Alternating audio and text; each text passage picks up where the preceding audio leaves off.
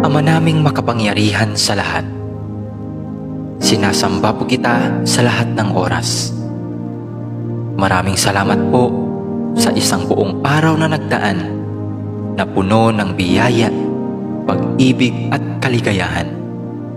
Salamat din po sa mga pagsubok at mumunting mga luha na dumating sa aking buhay, na alam ko pong siya po ninyong paalala sa akin na kayo po ay Diyos na buhay.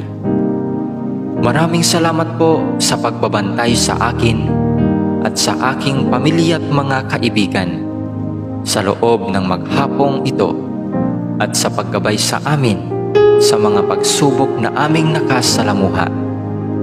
Alam ko pong nariyan kayo sa aming tabi sa lahat ng oras upang kami ay bantayan at gabayan. Nagpapasalamat